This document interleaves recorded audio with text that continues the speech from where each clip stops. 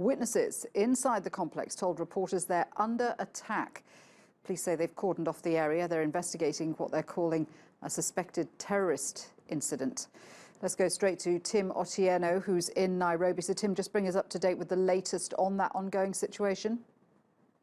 Well, at the moment, the situation still remains very volatile, and there's a heavy presence of security personnel at the Dusit Hotel in Westlands, Nairobi, over the last 1 hour or so when the attack took place. Now, information is scanty as at now, but what we can confirm is that according to witnesses, they say that two vehicles moved towards the Dusit Hotel in Westlands, Nairobi.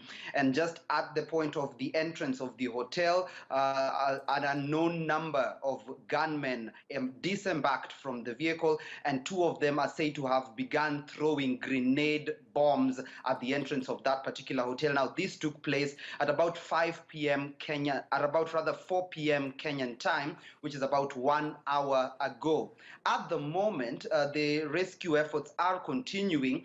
The head of the country's Directorate of Criminal Investigations is at the scene, spearheading the rescue operations, even though the government, as at now, still remains tight-lipped on what is happening. So it's not yet known how many of these gunmen are there, whether there are any casualties, and perhaps how many are injured, even though the Kenya Red Cross is right now at the scene trying to assist in the rescue operations and in helping those who have been evacuated from the Dusit Hotel and the adjacent buildings. It's important to note that this event takes place ironically on the 3rd anniversary of what Kenyans here know as the El Ade attack, where about 150 Kenya Defense Forces soldiers were killed in Somalia, in Mogadishu, at one of their camps where the Kenya Defense Forces have been trying to infiltrate the Shabab in that particular region. That attack took place on the 15th of January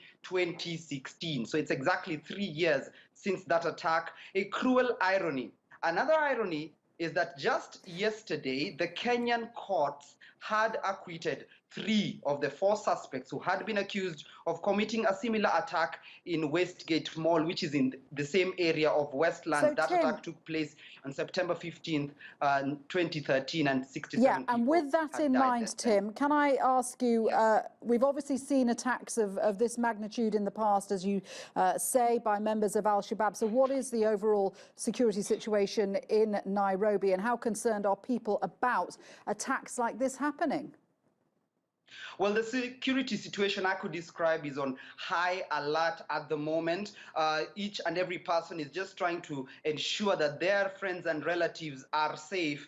Just before I got into this live link, a friend of mine just texted me and told me that their roommate is actually one of the employees who works at that Dusit Hotel, and he's been in constant communication with him, although they are advised not to make any direct phone calls to those they believe are trapped within that particular hotel. He's been texting his roommate. His roommate says they are fine. They have been locked up in one of the storage rooms, and they are waiting for the police and any information in regards to how they can be able to safely get out of the building. Now, it's not known. The operation is quite complex because as at now, it's not yet clear how many attackers are there. Their intention is not well known, and the security operations is trying to figure out how they can approach this particular hotel because it is right in the middle of a commercial center. So it's surrounded by other buildings and other offices, even as they try and manage the crowd as well as try and, as much as possible, and see if they can be able to get as many people out as safely as possible.